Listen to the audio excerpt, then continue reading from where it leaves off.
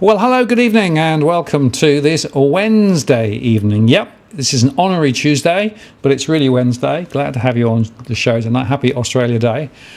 And thanks very much for spending some more time with us. And by special request, we're going to talk about Russia tonight. Cookie Boy actually chucked us a challenge yesterday afternoon. And what about a show with Robbie? And we managed to get it all together, so it's pretty good. And it seemed appropriate to do it on Australia Day. There might be some interesting parallels that we may be able to draw as we have a conversation. But before we start, most important thing, doggy cams. There you go. I can confirm that doggy cams are on today. Just to explain those who were on the show last night, we actually, of course, crossed to the doggy cam, and the camera worked and the bed was there, but there were no dogs. The reason there were no dogs was because I'd actually left the door open, and they actually realised that there were some very, very comfortable lounges that they could go and lie on rather than on their smelly old beds. So that's why. Anyway, so there you go. There at the moment sound discreet, but at least you have the evidence of doggy cam tonight. It was very funny. They were there literally 2 minutes before the show started, and then whilst I was on, I actually went and tried to cajole them to come back, and I actually got them to come back on the bed. And then by the time I turned the camera back, they'd run away again. So anyway, I've shut the door so they can't escape tonight. Ah, dear, oh dear, the things we get ourselves involved in. Anyway, enough of that. We're going to run the live show now, so I'm going to start with my introduction. I'll be back in just a moment. Hang on.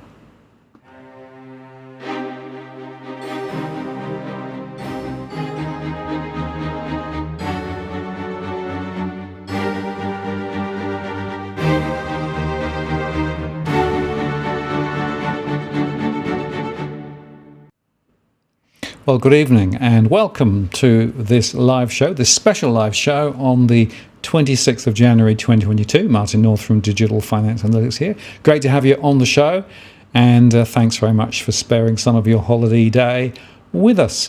Very interesting conversation, important conversation tonight about Russia and what's really going on.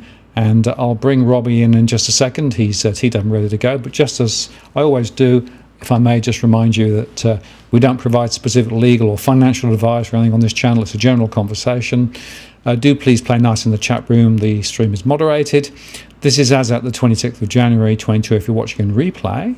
And if you want to ask a question, use @WalkTheWorld to get my attention. I do encourage you to have lots of chat going on, but I don't necessarily follow all of those chat streams. But if you use @WalkTheWorld, then there's a very good chance that your question will get my attention.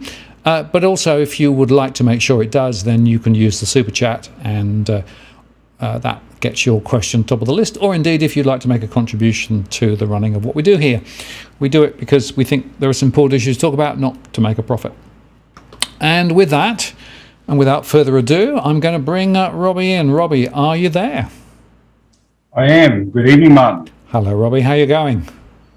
Yeah, I'm good on this Australia Day. And you?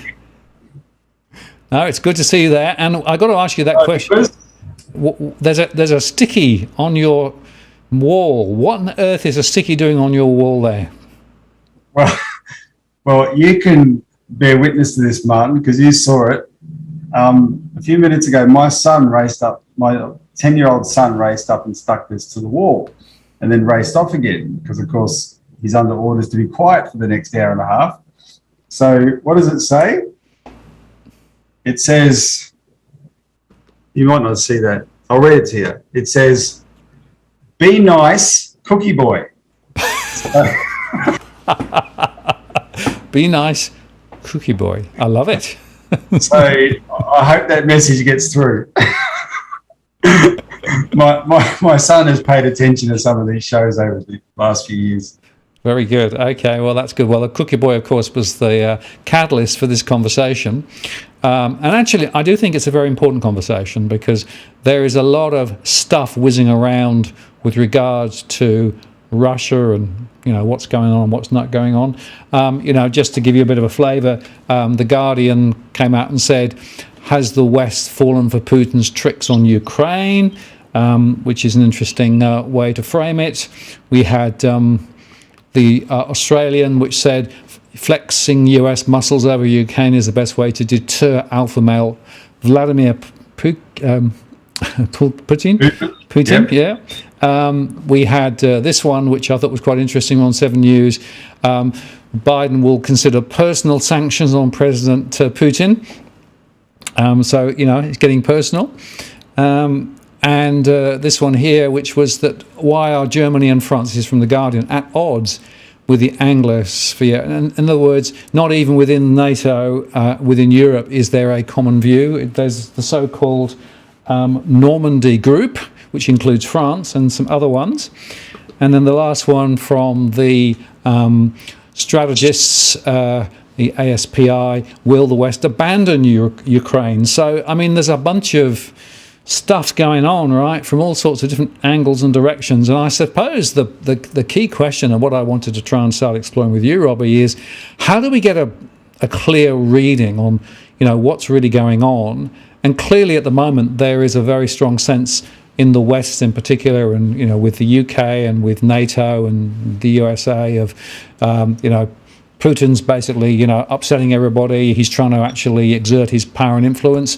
On the other hand, Russia is saying, well, hang on a moment, you're nibbling away at my borders, and I want to protect those borders. So there's a bunch of sort of interplay. So I guess to start the conversation, how do we try and unpick this?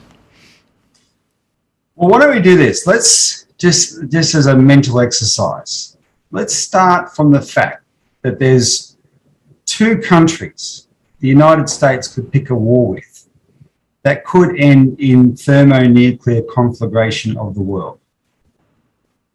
One of those is Russia, one of those is China. And when you think of it that way, then you think, okay, well, let's actually take very, very seriously what happens in the tensions that involve those two countries. There's other flashpoints in the world, of course, and dangers, etc., but nothing compares to what the outcome of those two conflicts would be. Could be. Not necessarily would be, but could be.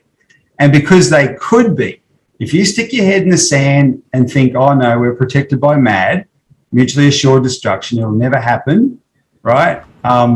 You just rationalise away that they've spent quadrillions on these ICBMs, but they'll never use them. You're kidding yourself, to be honest. You actually have to take that danger very seriously. And the serious statesmen that I've talked to over the years have always taken that danger very, very seriously. So when you do, then you don't have the luxury of just looking at Vladimir Putin as some kind of tin pot dictator, wannabe Hitler. In the year 2000, in Murdoch's Herald Sun here in Melbourne, one of his columnists said Vladimir Putin is the new Hitler.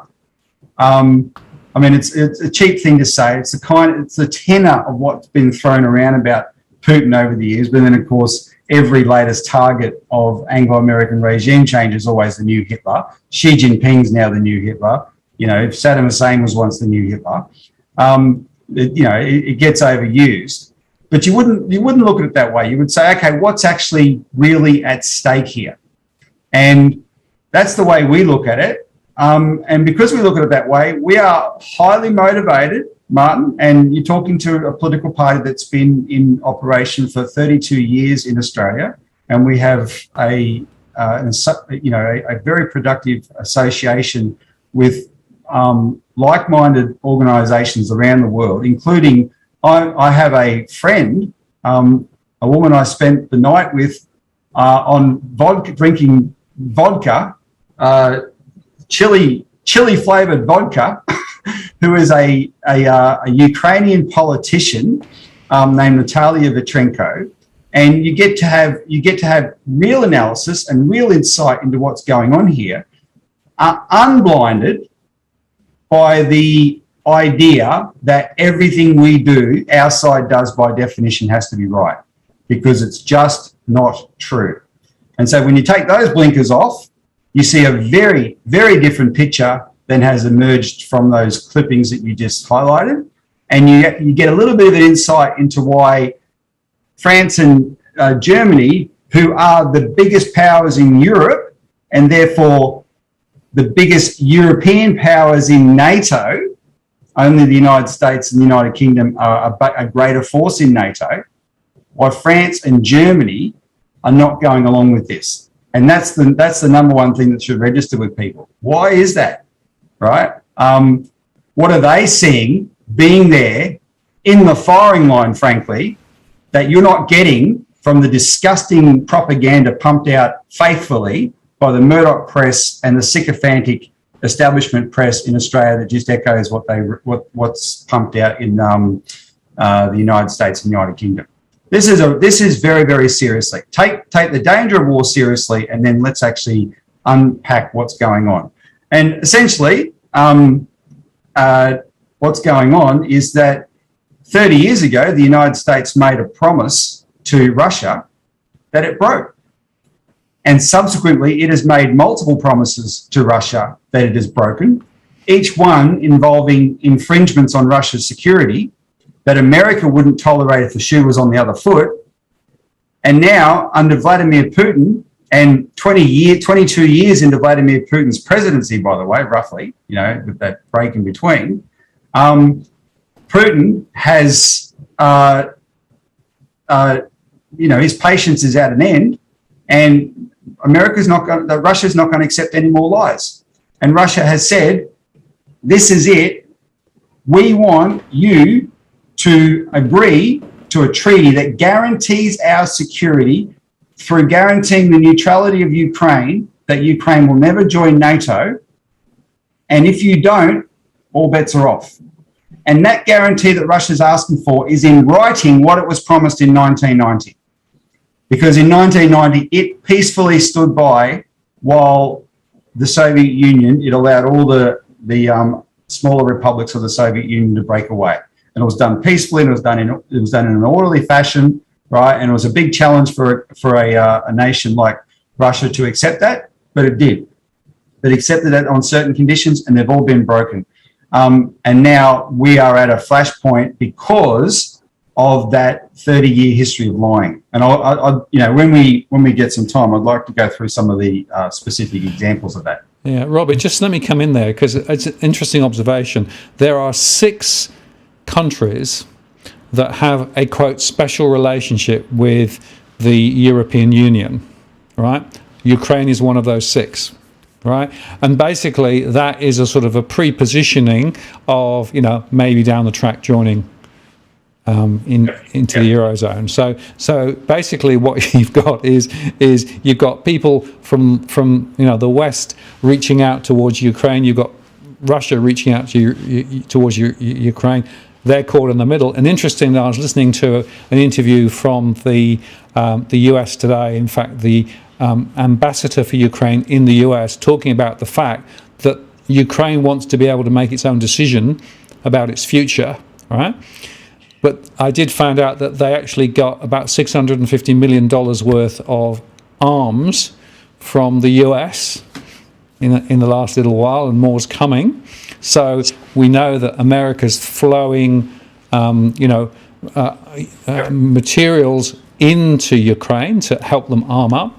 And the other interesting observation that she made was that when Ukraine was part of USSR the first time around all those years ago, there were huge millions of deaths over a period of time in Ukraine. So there is a very checkered history for Ukraine as well in its relationships with Russia. It's not like they are naturally aligned necessarily to that quarter either.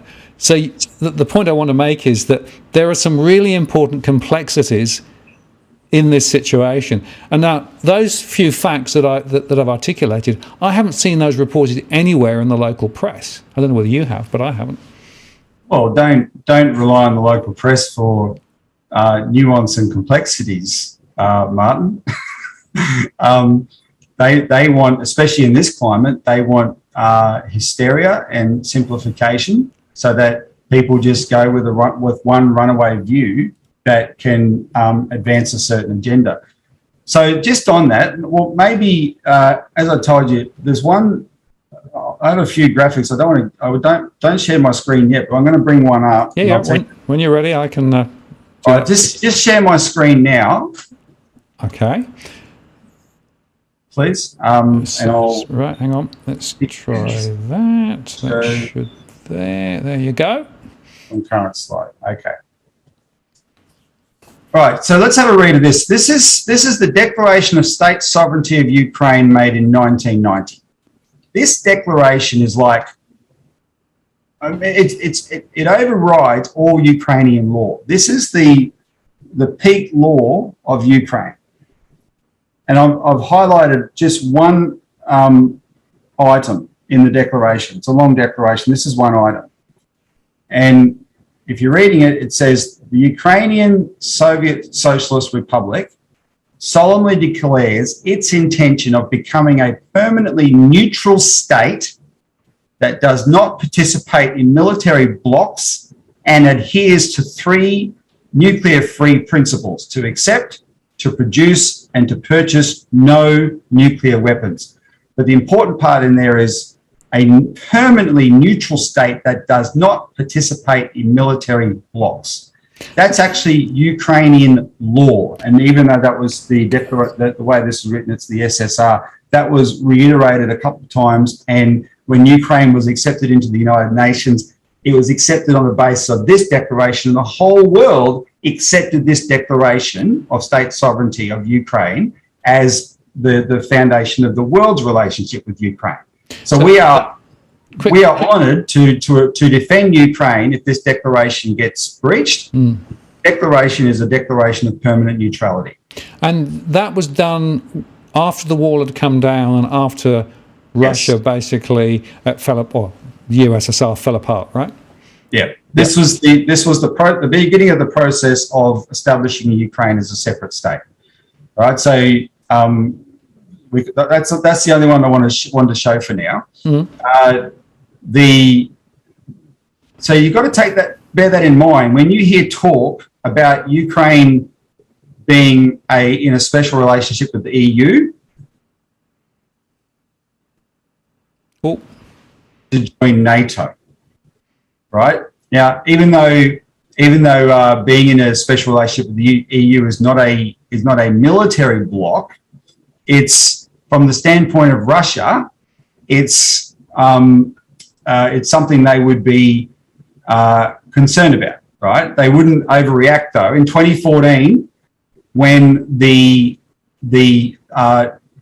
Maidan uprising in Ukraine was over this question of joining the EU. The EU was the one that had the ultimatum to Ukraine that says you can't join us and enter into any kind of economic pact with Russia. Russia offered Ukraine a deal where it could participate in both. So Russia was able to accept Ukraine participating in the EU in the form of the deal that was offered, but the EU wasn't, because that was a political ploy. A lot of this stuff is that unfortunately the smaller countries involved end up getting used as pawns, right? There are great power plays at work, and you have to understand that those great power plays drive the dynamics. So that was the undercurrent of what happened in 2014. But the different attitude of Russia and the EU is quite telling. But on the question of NATO, and all the discussion at the moment is about NATO, right? NATO refuses to say Ukraine will never be invited to join NATO. NATO instead says every country has a right to join NATO. Well, by its own supreme law, Ukraine should not even be thinking about it. But of course, there are strong political forces in Ukraine that want to do exactly that, right? And those forces, unfortunately, are fully backed by the United States and the United Kingdom, actually, which is one of the more pernicious players in this. The United States, neoconservatives that push this idea, they have this idea of a Wolfowitz doctrine, what they call the Wolfowitz doctrine, after Paul Wolfowitz, one of the architects of the Iraq War. And they enunciated this doctrine in 1992 that post the fall of the Soviet Union, there would be no country ever allowed to rise to threaten, to be not even threatened, to be a rival economic or military power of the United States. Now, they've lost that in the case of China, that ship has sailed. But at the time, they were serious about it. And a lot of what set up, there was a foundation laid for this overall conflict in the 90s when America had that triumphalist attitude, right? And one of the things they did was send in their economic gurus and bankers and things, and so did the British. In fact, the British Mont Pelerin Society bragged about being an architect of this, to rip Russia to shreds economically with deregulation and privatization. That's what created the oligarchs, etc. It destroyed the living standards of the Russian people. They called it shock therapy, right? And of course, it was 10 years of misery, absolute misery for Russia. The population actually fell for an industrial country. That is absolutely stunning. And that's when Putin came to power and drew a line in the sand and said, we're going to change this. And Russia has built up its strength ever since. But that economic assault on Russia coincided with America having this triumphalist attitude. And part of it was, okay, Russia's, the Soviet Union's collapsed, but Russia's still Russia. It's a big country. It could be a big power. We either have to take it over or crush it. And that was what was driving the dynamic in the 1990s. They were interfering with elections. They had Boris. They had Boris Yeltsin on tap. The tap being vodka, unfortunately, and they were making sure Yeltsin got elected every time instead of any kind of people, that would actually put Russia's interests first. Yeltsin bombed the Russian Duma, you may remember, back in the early 90s there. That was a real great show of democracy. And that was all fully backed by the United States and the United Kingdom and those powers. So that laid the foundation for, like I said, this finally Putin came to power and something had to be done. And what that was this building up of Russia's strength to the point where Russia could say no, and under Putin it has started to say no. And the ultimate no is to this question of Ukraine joining NATO. Now, why would that be? Think about why that would be. Twice, two of the most famous military, two of the most famously ambitious military people in history invaded Russia and lost, but at great cost, right? And where did they come from? They didn't come from the south. They came from the west. They came from Europe. It was France and Germany, Napoleon and Hitler, and they came through Ukraine, right? And when people talk about Ukraine having its rights, which it absolutely does, there's another reality that just is a fact of the world, and that reality is the fact that there are these things called spheres of influence. America claims a sphere of influence over all of the North and South American continent. It's called the Monroe Doctrine. That means America would not tolerate interference in those countries. And that was displayed, but in a more urgent way, in the Cuban Missile Crisis in 1962. So the Soviets put missiles in Cuba, and JFK was willing to take the world to war to get them out. And the Soviets backed down and they removed those missiles, right? And there's a real equivalence between what the Americans did to the Soviets then and what Russia is saying to Americans now in regard to Ukraine and this question of NATO. I do want people, Martin, to understand why now. There has, because this doesn't get reported in a lot of depth, there's been a huge amount of activity around Ukraine from the NATO side that is very, very alarming to Russia, just towards the end of, starting towards the end of last year, right? So I'll give you some examples here.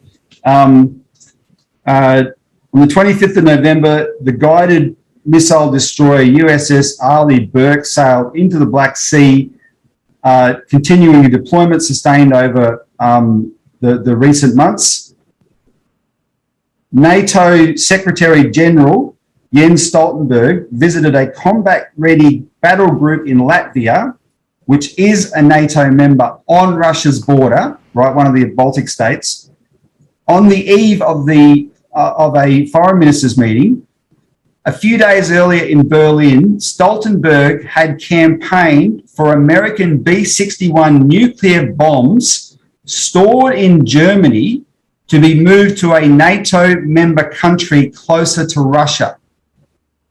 The Russians read the press too and understand that this is the kind of talk that's happening from the NATO side, right? We're going to move the most provocative, dangerous weapons in your path. When that sort of thing happens, right, the Russians say, okay, no, you know how we feel about this, so we're going to respond. And how did they respond? Well, they've responded by what the only fact that the media has been reporting in Australia, as if that was the cause of it. The Russian troops build up on the border, on Russia's border, is Russia's answer to these kinds of provocations, right? And I wrote a thing for our publication today. This is not, before the Iraq invasion in the first Gulf War, America built up a massive force of troops in Saudi Arabia because that borders Iraq and it was about to invade there. But look where America's on the map, look where Saudi Arabia's on the map, and look where Iraq's on the map. Russia is putting a lot of troops in one position, but they're on Russia's border, inside Russia's territory. And they are responding to these kinds of provocations in relation to NATO. This year, 2022, NATO has 9 military exercises planned with Ukraine.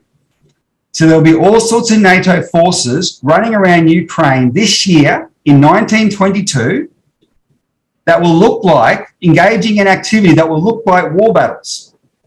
And they will say to Russia, oh, trust us. This is just military exercises. But this crosses every line short of actual war that Russia has. And the last thing Russia is going to do is trust them. So these are NATO escalations against Russia for which Russia has responded, right? Yet all we're getting in the press is the Russian side. Oh, there's going to be an invasion, there's going to be an invasion, there's going to be an invasion. And then, of course, there comes a charade. So what's the latest charade? Australia put out the order that Australian officials and their families should leave Ukraine because America put out the order the day before. Oh, there's going to be an imminent invasion. The Europeans didn't put out that order. They're staying.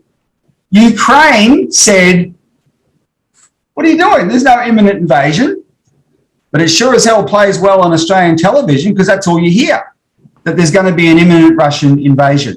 Whereas people on the ground know these things are charades. It's not actually true, right? And these add up to a lot of the reasons why, with the escalation that's happening, the French and Germans aren't exactly playing along. Now, just for context, I have to mention one other thing that is a very important development in this overall picture. That is, in a sense, it's the main game. But all these distractions are potentially escalating the situation away from it. So before Christmas, Russia's deputy foreign minister met with his American counterpart to prepare the way for a meeting after Christmas of Russia's foreign minister and Sergei Lavrov and America's Secretary of State Anthony Blinken.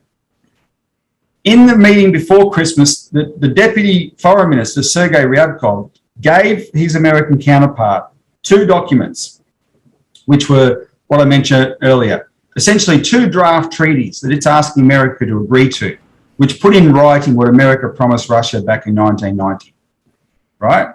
That is Russia's offer, peace offer. Accept that and we don't have a problem, right? Guarantee us our security and we don't have a problem. So the handover was then. In the meeting earlier this year between Lavrov and Blinken agreed that the United States would reply in writing soon, in the next week or two, to those concerns. Russia would have a reply in writing. Very interestingly, and this is a bit of a mystery as to why, Blinken requested but didn't demand that America would prefer if Russia kept those answers confidential. So that could be a good sign that maybe Biden, who has been around a long time, actually, this is where his age may work for good, frankly, because he's been in the Congress at the height of the Cold War, and he's been through this whole period of post-Cold War triumphalism and craziness. But he understands what the Cold War dangers could be, especially, you remember, Martin, there were two real periods of danger in the Cold War: the 60s around the Cuban Missile Crisis, and in the 80s, nuclear war was again a real danger in the 80s. So Biden may be being thoughtful here, right? Anyway, that was the offer. That was the message. We will reply in the next few weeks. That was delivered on the 20th. Now that's the main game. What's in that reply? That's what Russia's hanging out for. What happens? The British, Liz Truss, that British foreign minister who's just been here in Australia meeting with Maurice Payne and Peter Dutton. She puts out a claim that the British know that Russia's trying to install a puppet regime in Ukraine, and all hell breaks loose, and there's a huge hysterical rhetorical escalation over that. She had no evidence for the claim. She had hardly any details for the claim. The guy she identified as the Russian person, or the Russian pro-Russian person she identified as would lead this puppet government, is actually someone that Russia has sanctions on, right? None of the claims make sense, but the British are saying, we're the experts here, trust us, right? Well, I wouldn't trust them with a 10-foot barge pole. This is similar to the way the role, as far as I'm concerned, this is similar to the role the British played in the Iraq invasion, where when push come to shove, instead of being the voice of caution for Bush and Cheney, Tony Blair literally fanned the flames. He made even worse claims than Bush and Cheney were prepared to make. He came up with fantasies like 45 minutes to attack, right? Britain, Saddam could attack Britain in 45 minutes, and all this hysteria that the British came up with, the sexed up dossier, all that kind of thing. It was the British that claimed that Saddam was getting yellowcake uranium from Niger. All that was then able to be used by the Americans, by the Bush-Cheney regime, to get their to promote their war, right? I see the British playing a similar role here. They've got. I've been in Britain actually at a time when in 2015, 2016, when the tensions with Russia were high, right? And the relationship. This is like a long-standing enmity between the British and the Russians, and it's full on. And so there are people in Britain that are just not going to tolerate a resolution of this in a way that they don't approve of, right? And there are mad snakes in Britain, in the United States, neocons. There's an outfit called the Henry Jackson Society in the United Kingdom, which is the worst neocon outfit in the world. They are absolutely extremists. They claim the right to invade any country they like to impose their democracy, their idea of democracy, right? These people, the Henry Jackson Society is aggressively Russophobic and is at the forefront of attacking Russia all the time and pumping out propaganda against Russia. And so, just at this moment where everything should have calmed down and you have some breathing space while America writes this reply to the Russians on this most important of matters, you get this intervention, and now we've got this flashpoint where it's capable of getting out of control before that reply is written. And because remember, when you talk about countries like Britain, the United States, it's not everyone's on the, we talk about not all Europe's on the same page. Not everyone in those countries is on the same page. You have the foreign policy establishment in Washington's called the Blob, and there's all kinds of factions there, etc. Some don't want this at all. I shared a video with you about that earlier. You saw that person. Some will blow up the world to get their utopian fantasy of what they think, a US-UK dominated unipolar world. And so those factions are capable of bringing their power to bear in these vulnerable times and literally blowing it up, right? And that's what is on our plate this week and why it's so dangerous. Right. Well, very interesting comments in the chat too. I put a few up, but there's a lot that I haven't been able to. But there's a couple of sort of threads I want to sort of unpick a little bit. A few people were asking about gas. To what extent is gas just a sort of a little bit on the side, or is it a fundamental issue? Because, of course, the story is that there's a gas pipeline which effectively allows Russia to sell gas into Europe. There's another one that's just been commissioned, although Germany hasn't yet certified it, so it's not actually open. And, of course, a lot of Western Europe now relies on gas from Russia. And interestingly, I read somewhere when I was doing some research for this that the US has basically promised that if necessary, they'll supply liquid gas to Europe if Russia turns the pipe off. Yep. I think let me add a caveat. I know quite a bit. I don't claim to be a deep expert. I tend to know more about events as they're happening. As I explained to you, the last time things were so tense with Russia was 2014, and at the time, I was all over it. Our organisation, we blanketed Canberra with 1 million. Well, it wouldn't have been 1 million. There's not 1 million in Canberra. Like 100,000 copies of our newspaper explaining what was really going on behind the coup in Ukraine. But since then, I've spent all my time analysing what's happening with China, right?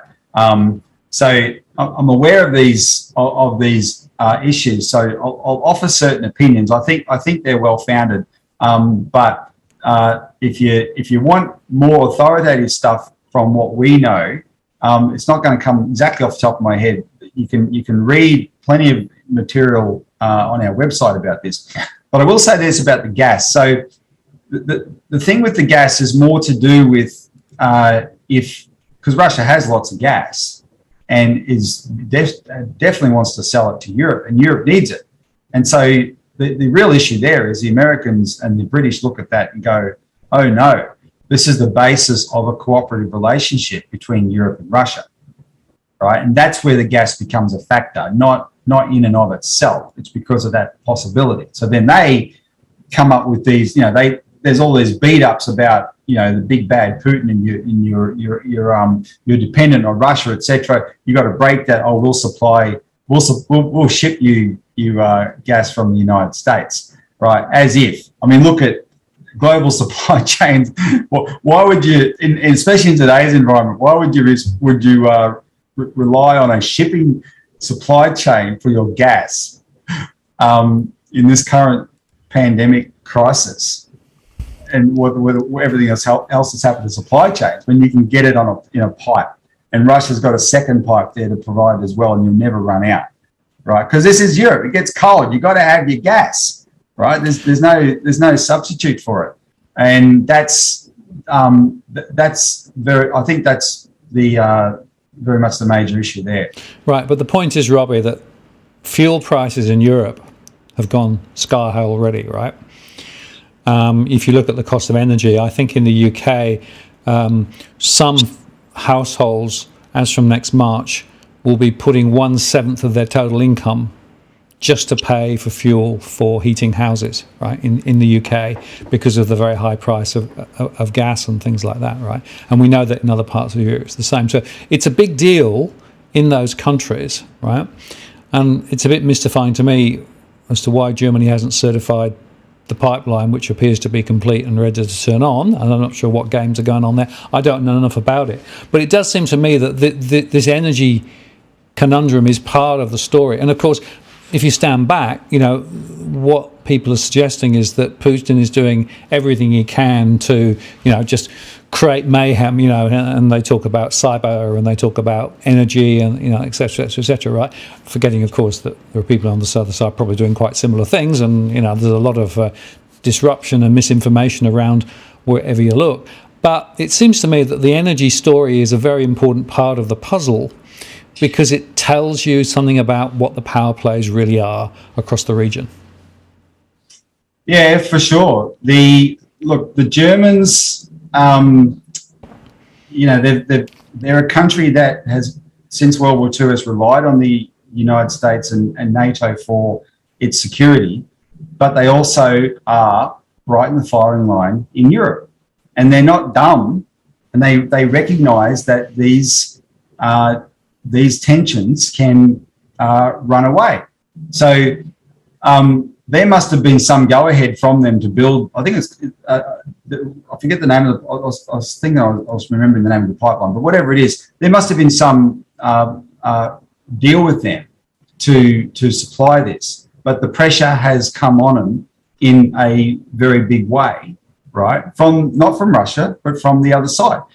Now, look, I'll state for the record, I don't believe any of the guff, any of the narrative about Putin creating mayhem. You know, look, can we make a comparison between Putin and Xi and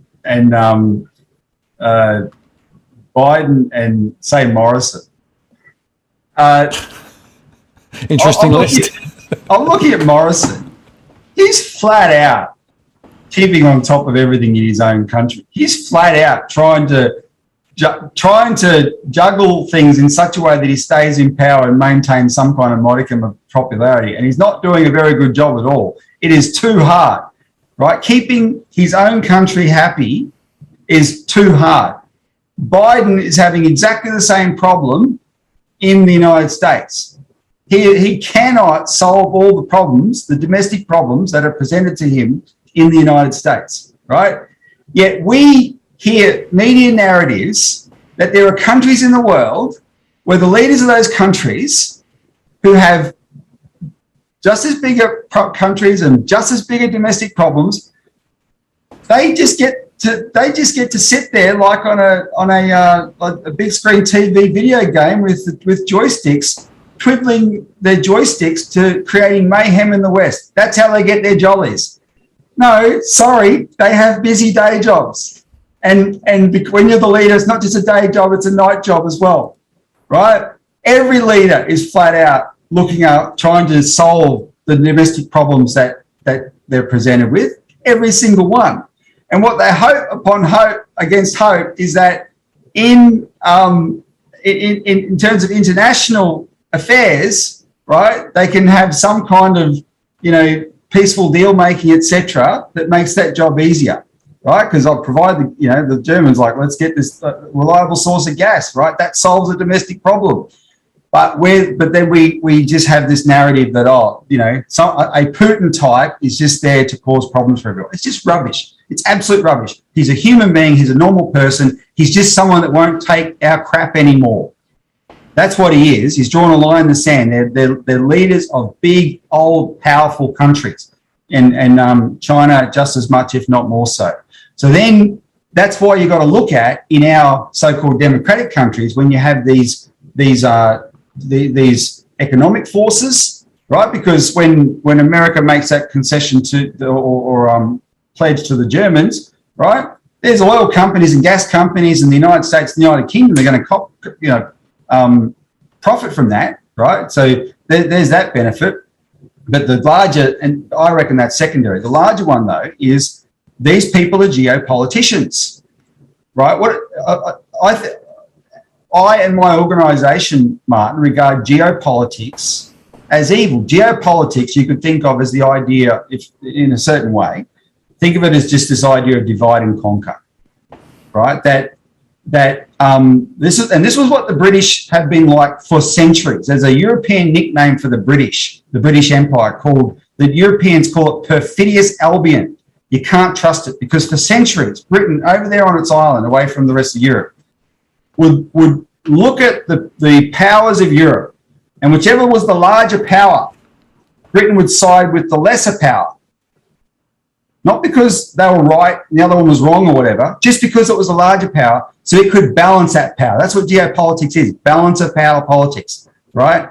And you got academicians in influential decision-making places in government who think of the world that way. They do not automatically think that Russia and China is evil. They just think, they're more powerful. We have to do something about that. Why? Become more powerful yourself. Concentrate on your economy and build it up, right? And stop worrying about them. Let them get on with building up their economies. Of course, they're going to become more powerful. But they don't. Oh no, we've got to play these games. We've got to play these imperial games, right? Like the Great Game over Afghanistan and the subcontinent for all those years. We must do that. We must balance that power. And how do you do that? Well, you've got to have a war. And how do you have a war? Well, you've got to demonize the other side. And that's the kind of thinking that comes into this. So they can't just sit back and look at a German-Russian gas pipeline deal. Foreign interference is something that's completely on the nose nowadays. But and Russia and China are the ones that are accused of it, right? But the Americans and Brits are the masters of it, and they will be interfering like crazy in Germany to build up groups to try and derail those kinds of deals, right, and stymie them, etc. What's very interesting, I'll tell you a good marker of how bad this danger is right now, though, is that the new coalition in charge in Germany includes the Green Party, and the Green Party is the most Russophobic, anti-Russian party in Germany, extremely Russophobic. Yet that coalition with the Green Party in it has refused to participate in this US, UK, NATO hysteria against Russia. And they refused to let the British fly their weapons. The British flew, they called it lethal aid, flew their weapons into Ukraine. The Germans, this current German government refused to let them do this because they don't want any part of it. And for doing that, they're gonna paint a target on their back. There will be repercussions inside Germany, I suspect.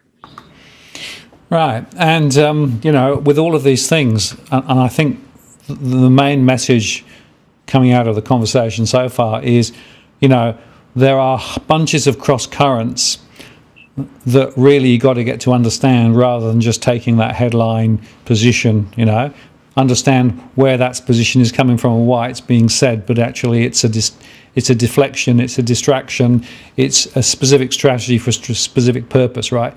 Reality is a lot more complicated, firstly, and secondly, it's got to be more balanced than Russia bad, China bad, US good, right? Which is that polarization is, and I see that pretty much everywhere when I look around. That it's almost you got to pick a side, right? Because well, one's on the side of evil and one's on the side of good, right? The truth of the matter is that actually they're both using the same sorts of tools. They're both using the same sorts of disinformation. It is the rules of the game. But the rules of the game also is to try and appear to be holier than thou, so that effectively you can then say, no, the other guys are evil, right? That's what you want. You want to demonize them. Well, people would accuse me of picking a side. I'm sure there's been comments in the chat about that, and that's the side of Russia. That's the side of Russia and China. Well, I'm an Australian patriot. I'm not on the side of Russia and China, but there's a reason I'm very outspoken about this, because as an Australian patriot, I am extremely disgusted with the role my country has played in the last 20 years in actions that Russia and China are not guilty of. They didn't invade Iraq on a lie and kill 1 million people. They didn't then turn around and repeat that in Libya and actually at the UN Security Council lie to the Russians by saying we just want a no-fly zone over Libya to protect the people, this group in Benghazi from Gaddafi. That's all it's for. That's what Obama said in the UN Security Council in order to get Russia to not use its veto for that intervention. Russia accepted that.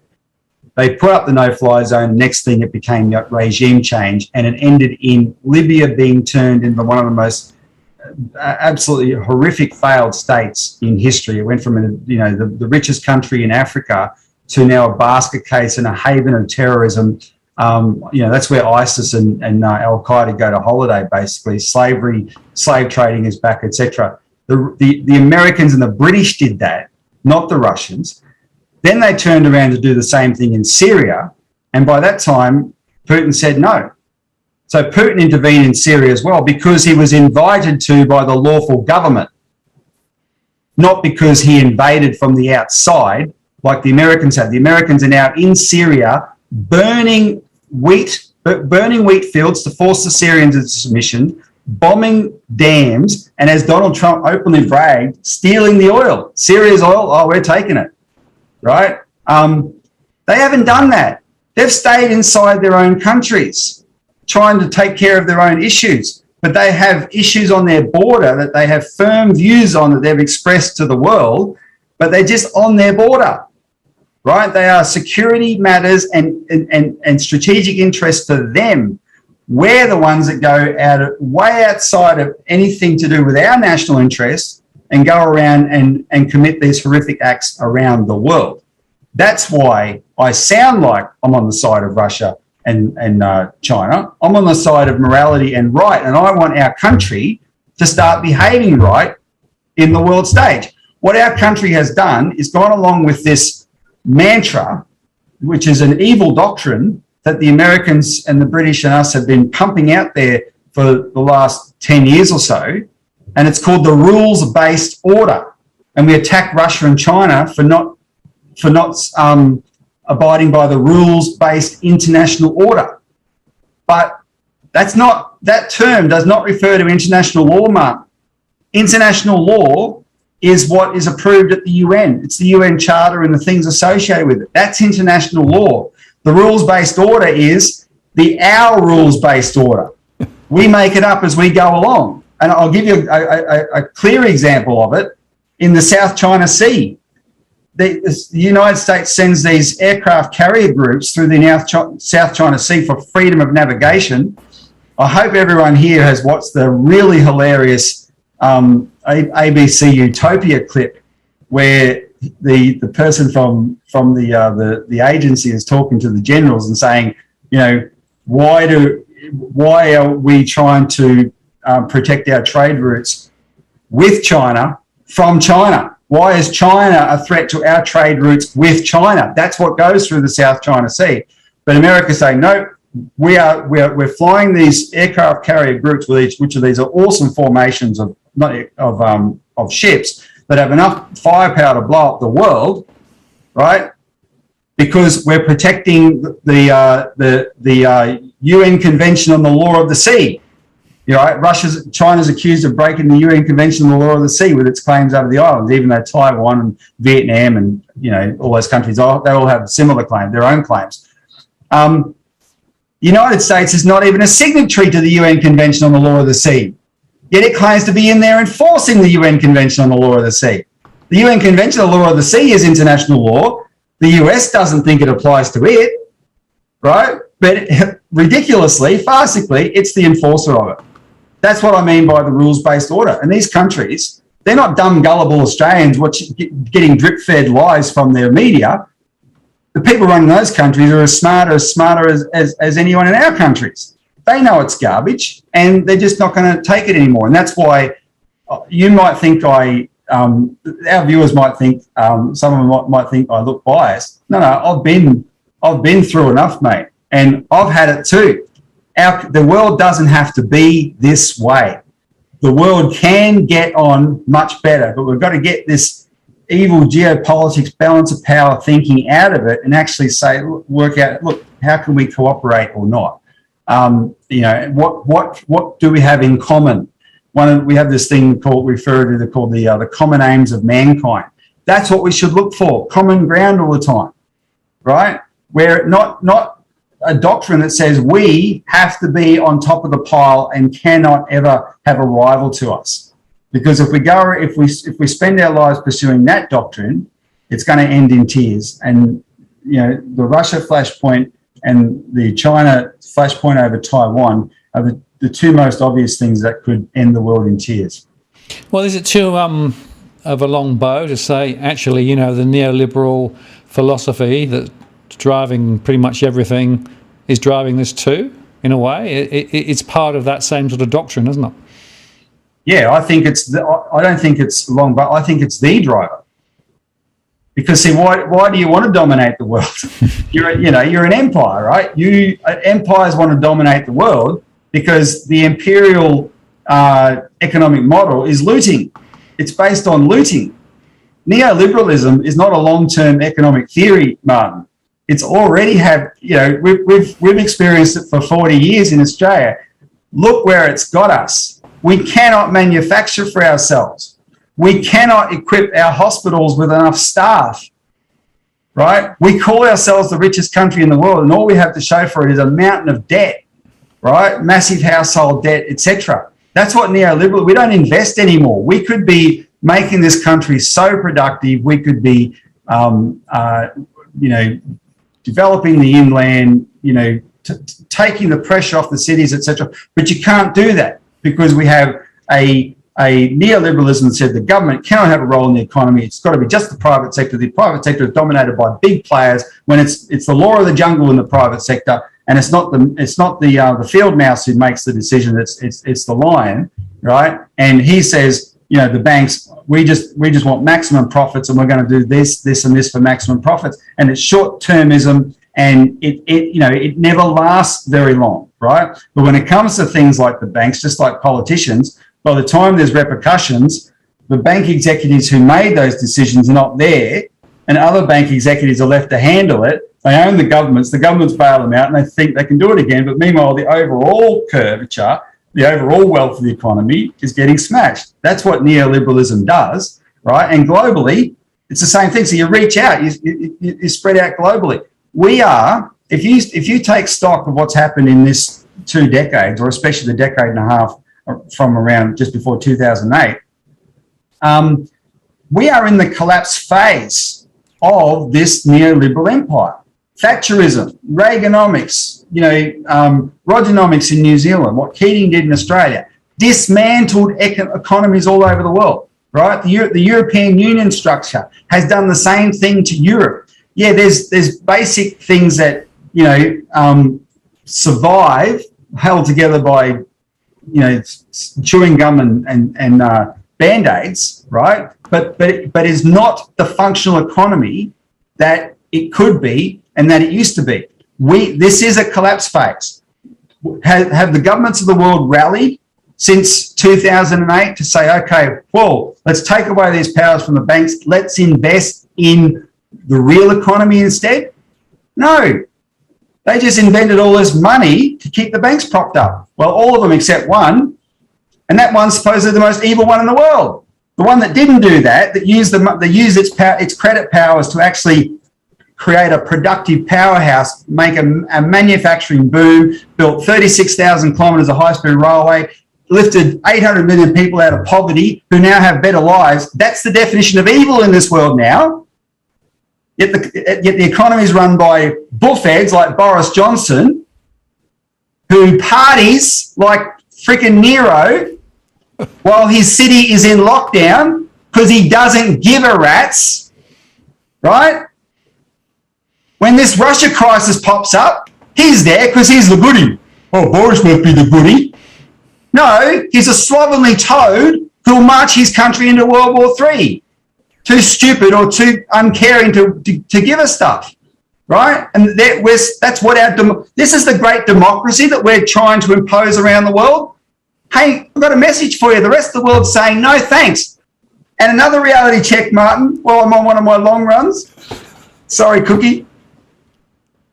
This whole conflict with Russia, China, and what we're talking about, it's Russia and China, right? And the conflicting powers are Australia, United States, United Kingdom, a bit of Canada sometimes when Trudeau can be bothered, and a few European countries. The majority of the world is not with us. There's a much bigger world out there, and they've said, sorry, guys, you're either on your own or we're against you. We are so far out in a limb and isolated, with our heads up our arse, we can't see it because we're just relying on this Anglosphere-centric media, etc. That's the world in which we live. But we've all bit into, drunk the neoliberal Kool-Aid, right? So we're in this collapse phase. And what do elites do when their system is collapsing? Well, just look at history. The history of the world is fundamental economic collapses are always accompanied by major wars. Sometimes it's just it's never that much of an organic process, but sometimes it's chaotic and it gets out of control. But most of the time, what's actually happening is the elites are trying to maintain power, and war is a means of maintaining power. Right? War is a means of just throwing over the chessboard, but in a way that you can maintain power under certain circumstances. But we can't afford that now. It's not the 1930s. It's not the 1910s. Right? The consequences are too grave. And that's where, if you actually wanted, if you believed in peace and wanted a functional economy, you cannot look at China and buy into the garbage. They are incredibly damn successful. And they're reaching out, they've invited the whole world to participate with them. They're not trying to keep it to themselves. America could be in there with the Belt and Road projects with China. It could be, if it all these things it claims about, it could be participating in it and being a balancing influence and policing it if it will. No, can't do that, right? Oh no, we've got to stick to our system. We don't want a system where actually governments can be competent and achieve outcomes. Oh no, because that would just blow up in the face of our neoliberal doctrine. So they won't do that, and they're prepared to strike this sort of conflict instead. But the issue is neoliberalism. Our neoliberalism has put Wall Street and the City of London in charge of the Anglo-speaking world. They run us. You and I have, when we're not, luckily this is a rare subject, Martin. Most of the time we're having much more productive conversations about the banks. And what do we know about the banks? What do we know about that? Right? They are virtually untouchable. Hey, as an aside, we have an article in our magazine today about AFCA, the Australian Financial Complaints Authority. This thing is a rigged game. Everything that this is the body that's supposed to be the honest broker and umpire. If you've had a bad experience with the banks, it's going to umpire it. And the whole thing is rigged in favour of the banks. It is jaw-dropping. It's an excellent article. People should call in and get a copy, right? That's just an example of we've seen that repeated time and time and time again. That's the world that was created with this neoliberalism, and it's collapsing around our ears. And those elites who should be, running away and hanging their heads in shame, them and the media are instead trying to create a massive destruction of wars, and the people need to see through it. Yeah, well, we probably will come back and have a more detailed conversation about Africa, because I also have some war stories about that. It is completely rigged. It is not a fit-for-purpose entity at all. It's just another papering over the cracks. But if I come back a little bit, and specifically we're talking about the dynamics of Russia and the West and those sorts of things, right? When the economy is under pressure as it currently is now, and when effectively politicians are out of ideas, sometimes they like to create misdirection. Look over there rather than over there, right? And I guess one of the questions in the chat, and it's one of the questions that I have, is to what extent is the current cycle of engagement, specifically with China and Russia, really about misdirection? In other words, they're going to get us to focus on, the risk of war and all of those things, and rather than actually the real issues that are confronting real Australians and real people in other countries around the world. Is it misdirection, or what is it?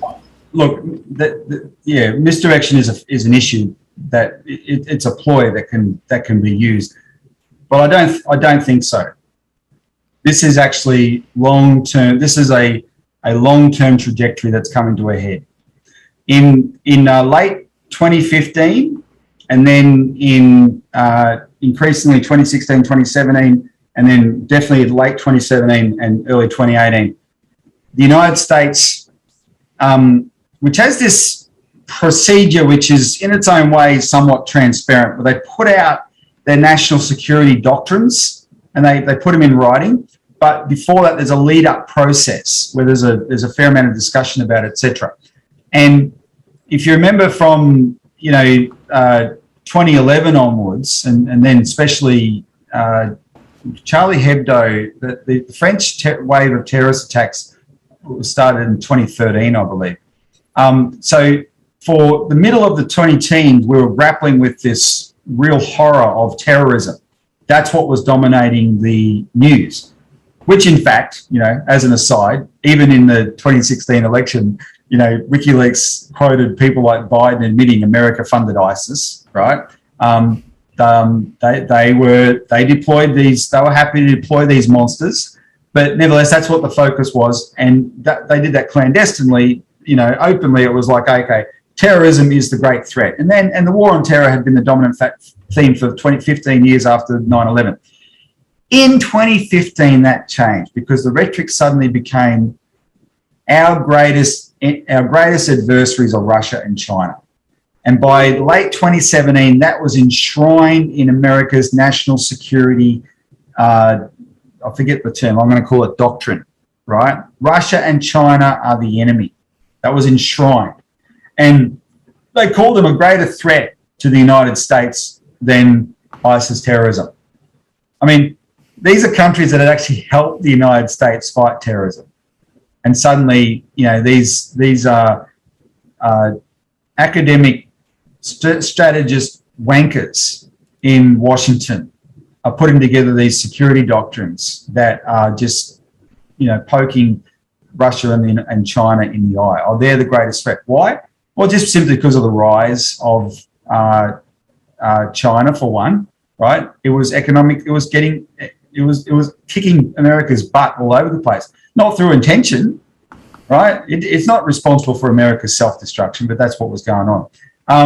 And so this is those national security doctrines reveal long-term strategic planning. You had parallel stuff happening in the United Kingdom at the same time. And that ASPI reference that you had earlier, if you go back through ASPI's website, don't get me started on ASPI. They are a think tank of lies and wars that must be shut down. This is an absolute propaganda outfit in Australia. It's funded by the US State Department. It's funded by the Australian government, mostly the Defence Department, but it has all these foreign funders. And the biggest one of those US State Department, but the British, the Dutch and the Japanese government funded, and then all these private weapons manufacturers like Lockheed Martin also fund it. And it just gives its funders what it wants, and it pumps out all these lies on their behalf that get reported all around the world. Oh, the Australian Strategic Policy Institute says this. You go back far enough in its website, it will be reflecting the same thing at the same time, because that's its job, right? To make sure Australia follows, toes the line with this shift in strategic doctrine. For us, the main game is China. For people in Europe like the Brits, that's why Russia, in Britain, Russia is a bigger issue than China, because these two together have been identified as the strategic threats. And of course, all it's served to do, if you are going to play, if this is how you think the world works and you're going to play this game, your stupidity has already lost the game, because all you have served to do is force Russia and China together. And you know what Russia and China together equals? Unbeatable. That's it, right? China has about 100 nuclear weapons. That's all. It might expand that to 300, compared to America and Russia's 6,000, I think, something like that, right? China has enough to defend itself, but it's got the most awesome manufacturing capacity in the world. Russia's got all the resources it could ever want, right? And together, I mean, they're the two countries together that could bring down the US dollar. And then that is the end of the empire, right? And that's all you serve to do there. So, but, it's actual stupidity, but this is the long-term trajectory. Now, some people, I can't name them, but some of these utopian strategists who come up with this, some of them actually harbor a fantasy that when push comes to shove, because nuclear war is so unthinkable, and America does have, at least on paper, superior military firepower. When push comes to shove, Russia and China will back down to avoid the unthinkable. That is a total misreading of the situation. They won't. In fact, in a minute, I want to go through some graphics. And then others are even dumber. They think a limited nuclear war is winnable and survivable, and then it will stay limited.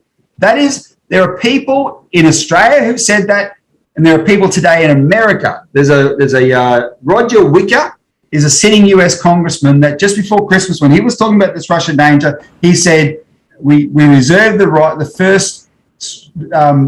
the right to first strike nuclear attack over Ukraine. That's what he said the other day.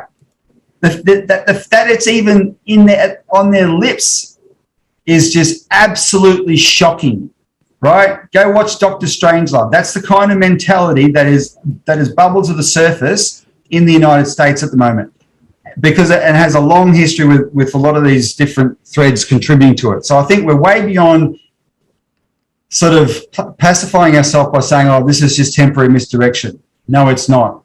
Pay attention to that American answer to Russia's demands. That's the main game, and how the Russians respond to that. That's the main game, because Russia is serious.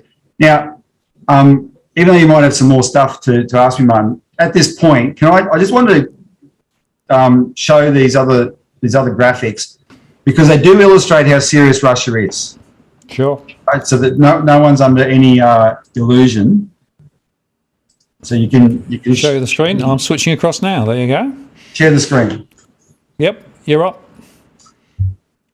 All right. So this graphic speaks for itself, really, but it doesn't get talked about enough. There's when Russia was not invited to the 75th anniversary of the VE Day celebrations in 2015, Russia was not invited. It was the ultimate insult, because look at that brown line at the top. That brown line broke the Nazi war machine, and it cost, they put that figure as 24 million. It could be as high as 32 million. It cost 32 million Soviet deaths to break the Nazi war machine. That's the truth of World War II. The Americans played a fantastic role.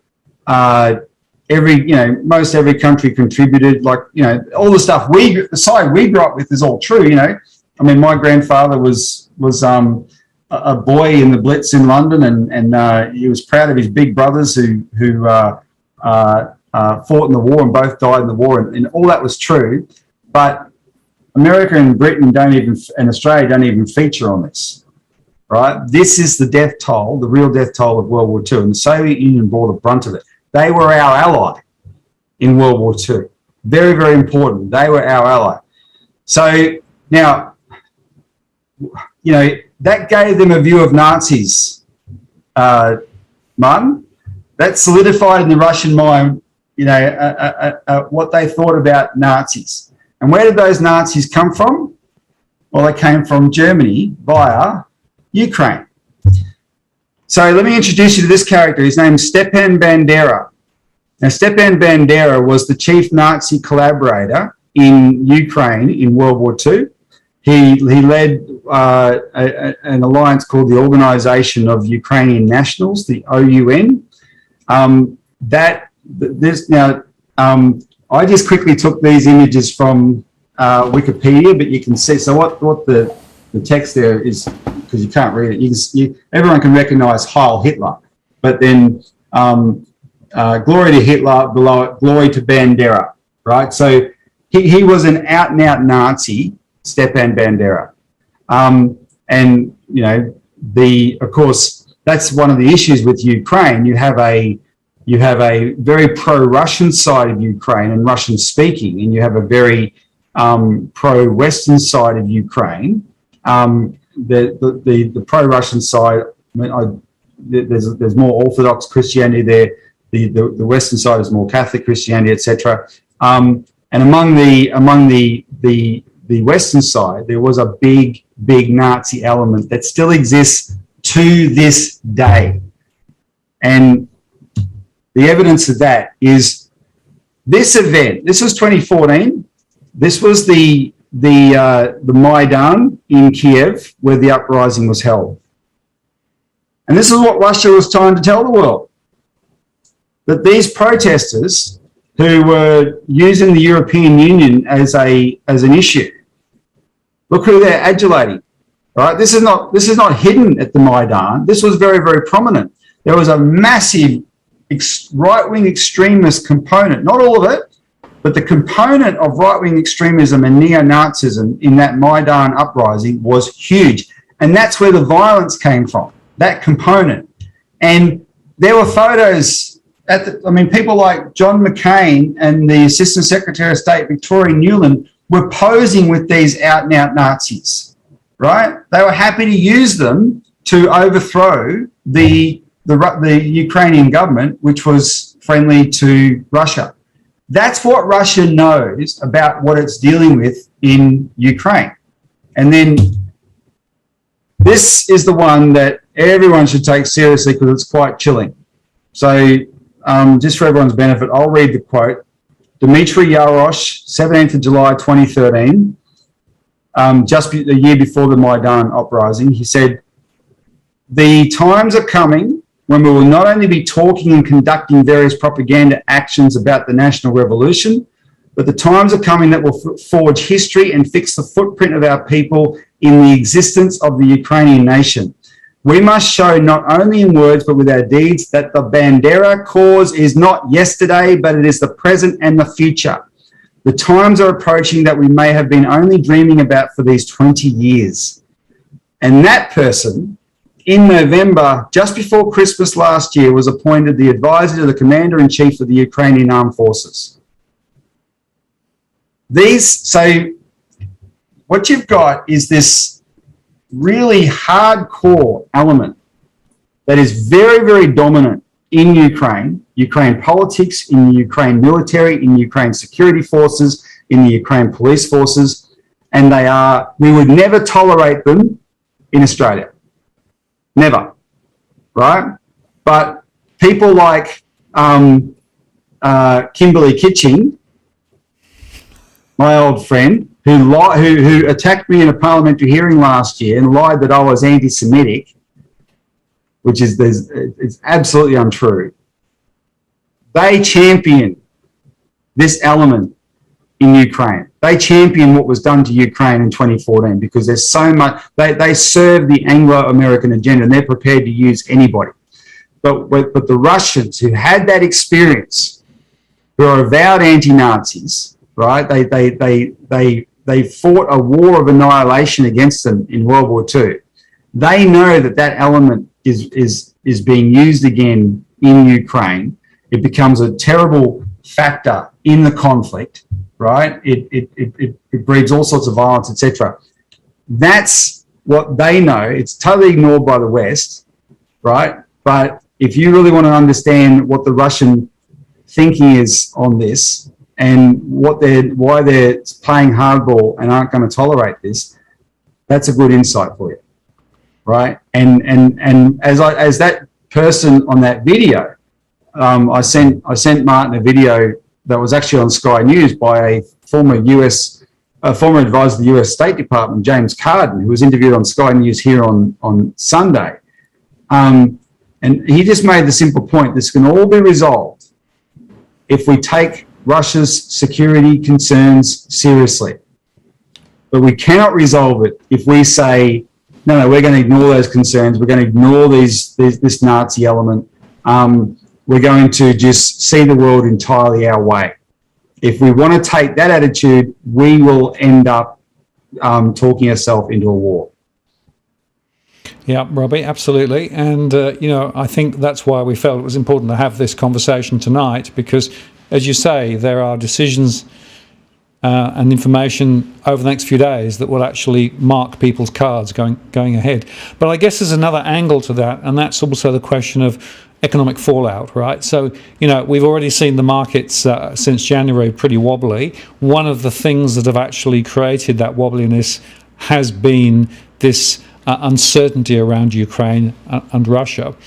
And as I mentioned, we've got gas prices going up, but clearly there's an economic potential fallout as well as a geopolitical and military fallout from all of this. And I think that perhaps that hasn't been explained to people either. And I'm very concerned that what we're doing is effectively just barreling towards a particular outcome without thinking about these broader contexts and about the outfall, economically speaking, as well. I've stopped being surprised by how little the decision makers think of all the factors involved, Martin. Of course, this is an issue. The world is actually economically right on the edge. The inflation question in the United States isn't going away. Nope. I think the latest figures I saw is world debt has grown 35%, so now it's at a record of 350% to GDP to GDP. It's 350% of GDP, right, which is an all-time record. Yep. That's globally. That's all around the world, and of course, that's shared unevenly between countries. And the supply chain breakdown in a pandemic has been disruptive enough. Why would you want a war? I mean, seriously, why would you want a war? Why would you want to risk that? I mean, we should have a situation. Hopefully, hand on heart, hopefully it doesn't take a war to make us wise up and see that we need to make more of our own stuff here and supply ourselves. Of course, we should have been doing that all along. And it doesn't need, that's a decision we can make any time. Maybe a war will force that on us, but there'll be a lot of dysfunction in the meantime. We are not prepared for that at all, right? We haven't adapted to this situation at all. It's been ridiculous how easily things have fallen over in this disruption of the pandemic. A war would be infinitely worse than that. The markets are a bubble anyway. Well, I think Jeremy Grantham, the American guru, didn't he call it a meta bubble or something? There's never been a bubble in all these 6 classes at one time before, and that's what we're in. That's all poised to go up in flames. This, you push this much further.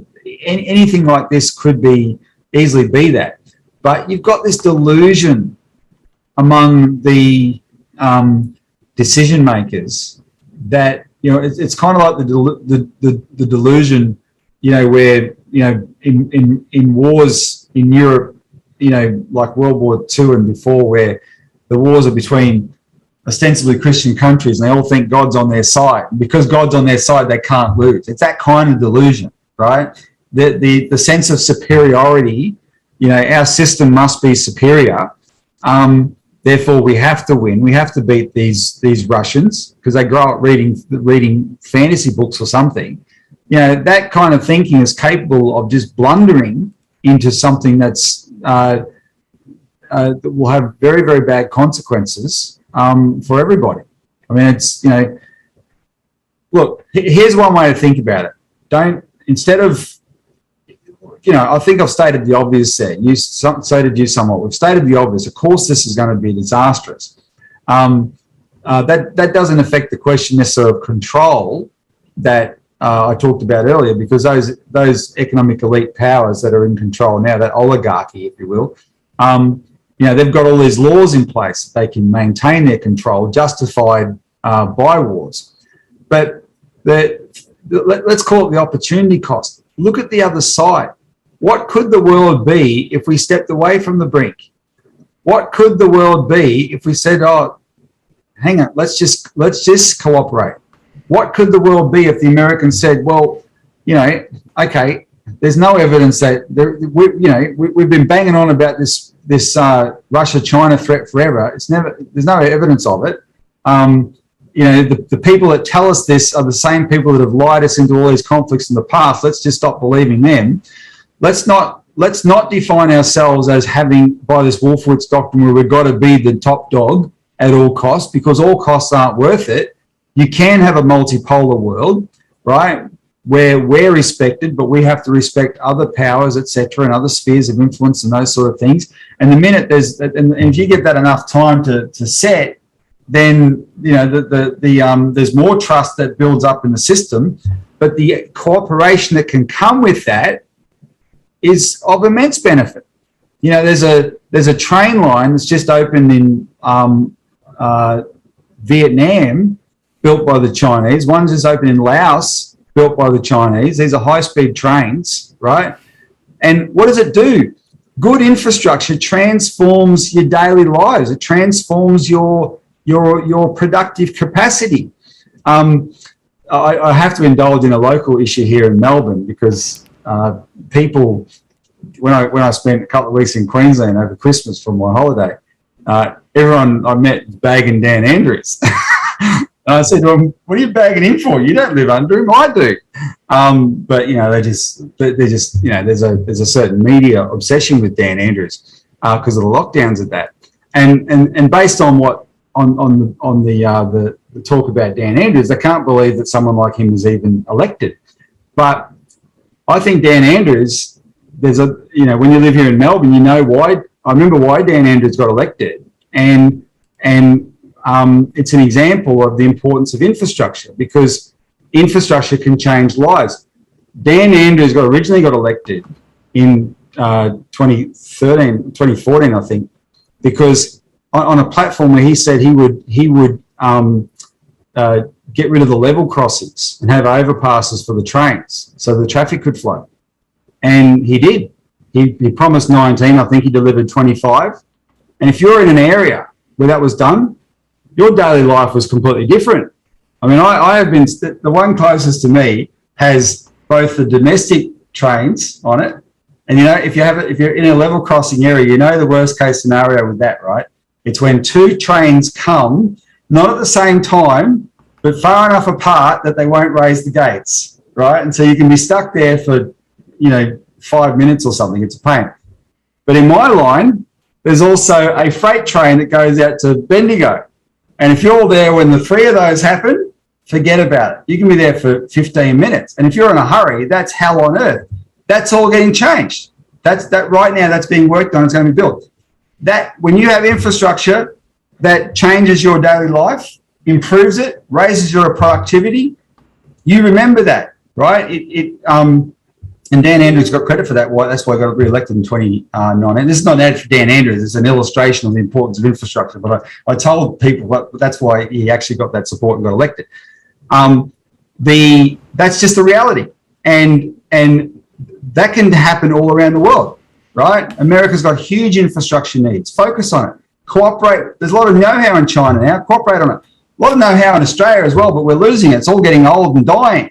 We need to tap it while it's alive and get back to building infrastructure, big infrastructure projects here, right? Barnaby Joyce, before the 2019 election, when he was a backbencher, spent the whole time campaigning for the Bradfield scheme to get water in North Queensland diverted inland. Since he's been Deputy Prime Minister, he hasn't said a boo about it because they use it as a tease for the electorate.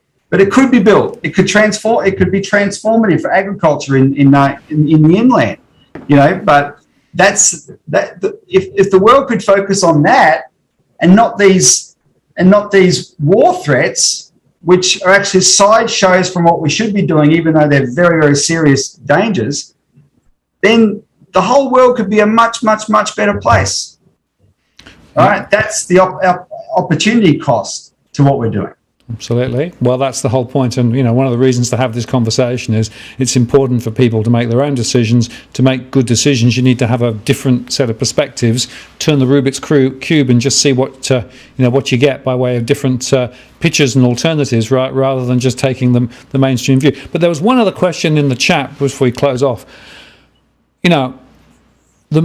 The Russian issue and NATO is a long, long way from Australia. So why is Australia so engaged in this and so there? Is there some logic? Is it because it's the US? Why Australia?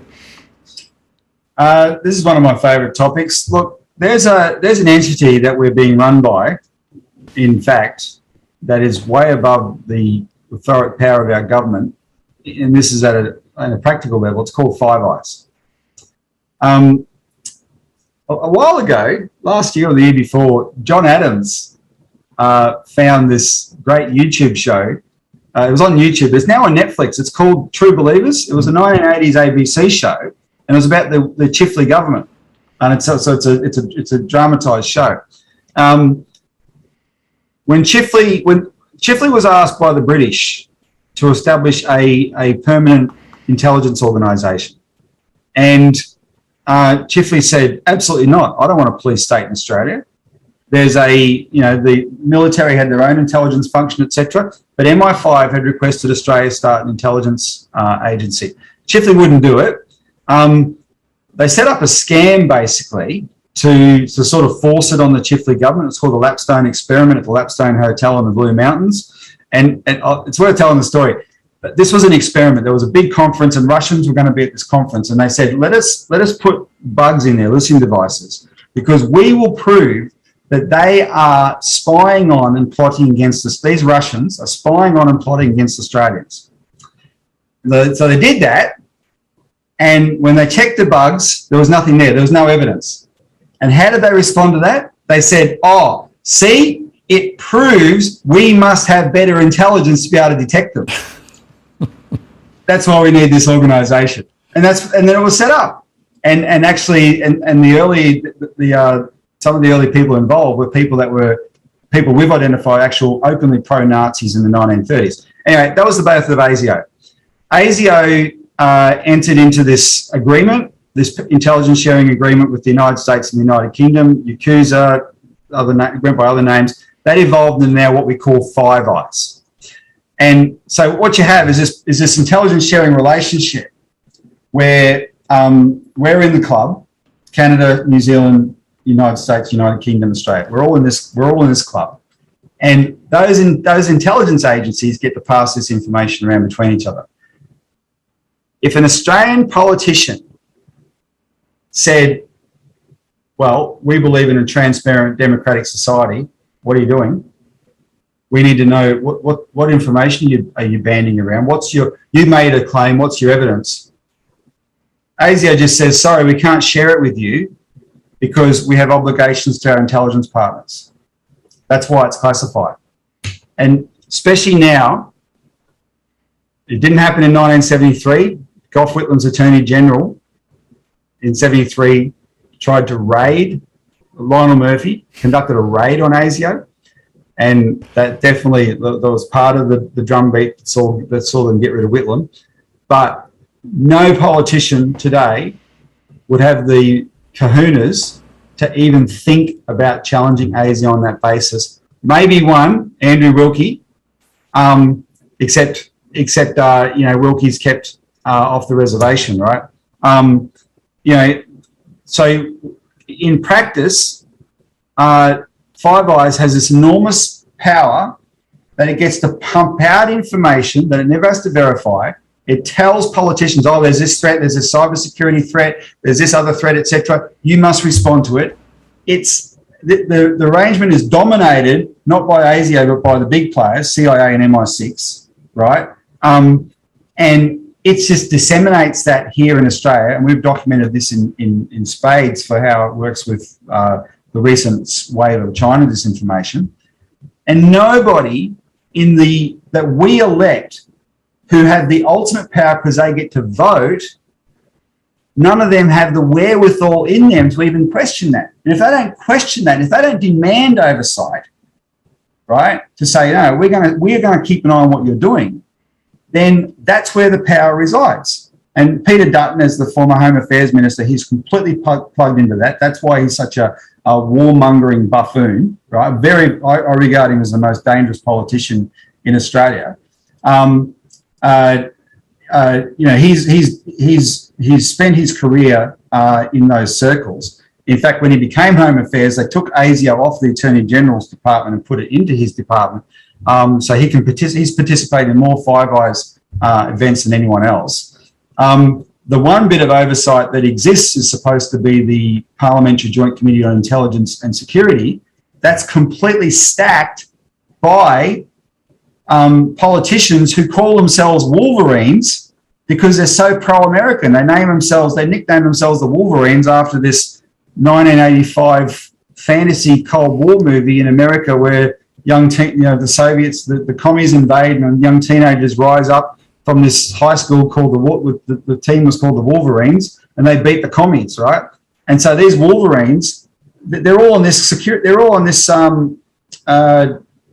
this committee that's the only oversight over ASIO, and the chairman is 34-year-old James Patterson.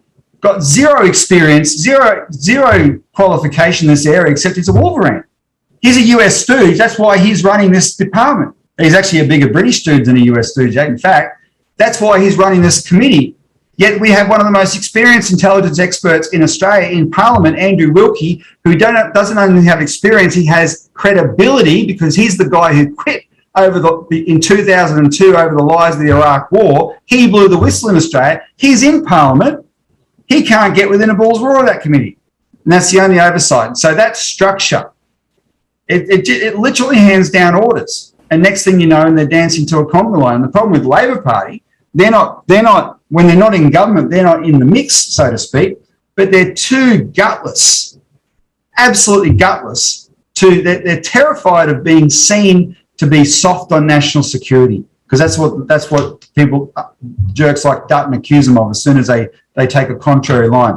We were really heavily involved in the fight against the Iraq War, Martin, and in 2002, Simon Crean was the opposition leader, and he deserves so much credit for what he did. It was such a courageous act. He led Labor to oppose the Iraq War, and what made it more courageous than normal is he was going against the superstar of global Labor parties, Tony Blair. Right? Blair was so fanatically pushing that war, and Labor, which is in Australia, which is normally in total lockstep, so under Simon Crean said no. Now, we were part of the mix. It's a long story, but we were putting a lot of pressure on Labor at the time and on a bunch of things. But that's what Crean did. It's the last time that Labor has shown any spine like that on this matter. So when it comes to these issues, foreign affairs, global strategic issues, we are a one-party state for all intents and purposes, and that's why we get involved in this. And the media plays a role. Jonathan Kersley, this Channel 9 journalist, about a week, I forget when it was, not that long ago, in the last week, I'm watching this press conference with ScoMo, and he literally says, what are you going to do about Russia massing its troops on Ukraine's border? Oh my God. Even if the politicians had an inclination to butt out, the media are brainwashed to think that somehow we have some role to play, and that's and unfortunately they're on the drip feed from ASIO as well. In fact, a top Four Corners producer from yesteryear, Peter, someone might remember his name, in the last few years came out really stridently attacking this about the number of journos who don't practice actual journalism anymore. They practice what he called access journalism, and the chief agency to have access to is ASIO, where they just take ASIO's information without question and put it in the press and disseminate it. And that has driven the national security agenda, the war on terrorism agenda, the anti-China agenda, and now this Russian stuff for the last 20 years. Right, and just on the terrorism thing, how many people have died from terrorism acts in Australia in the last 5 years? Right, it's a pretty small number. How many people die from asbestos every year? 4,000. Right, there just you go. To put things in context. Whole different level of alarmism. I know. But one can be used to justify the most extreme onerous laws, and the other can't. Exactly right, and that's why these conversations are really important conversations. And I'm sure a lot of people listening won't agree with everything that you've said, Robbie. That's not the point, right? The point is to raise some of these issues and to help people look at this in some different perspectives. So I want to say thank you for your time tonight. Thanks for your brutal honesty on so much of this. Thanks, Martin, and thanks for being flexible. You can turn on a dime. You're quite extraordinary. So thanks for that. just don't lead Cookie Boy along that this can be nightly. Yeah, well, I've got the kit to do it, but there is a bit of work that has to be done behind the scenes to make it all come together. But I thank you for coming on a very short notice and being able to take those questions and that conversations. Thanks to all of those in the chat too, and all of the comments and everything. Didn't cover all the questions, but hopefully we got a fair through. And thanks for all those who contributed via the super chat. So question me on Twitter if you really got a burning question at Robbie Barwick. I'll answer you there. You could be on there for some time. Robbie, thank you very much. I'm going to take you offline now, and then I'm going to close the show. See you. Thanks, man. Thanks. Bye. Goodbye. So there you go, folks. I hope you found that useful. The point about this, as I say, is different perspectives. Turning the Rubik's Cube. Philosophy enables you to look at things differently, hopefully. So thank you for that. And I want to say that next Tuesday I'll be on with Damien Klassen, and we're going to be talking about the markets and what's happened over the last few days and the next few days, the Fed's latest decision. That'll be next Tuesday. So mark your diaries and make sure that you come on and ask a question there about the markets and what's going on. It should be a very interesting conversation. But I want to say thank you for spending some time on this Wednesday evening. Appreciate it. And I'll look forward to seeing you next Tuesday on the live, or otherwise some of my other shows on record in the interim. This is Martin North from Digital Finance Analytics, signing off. Cheerio.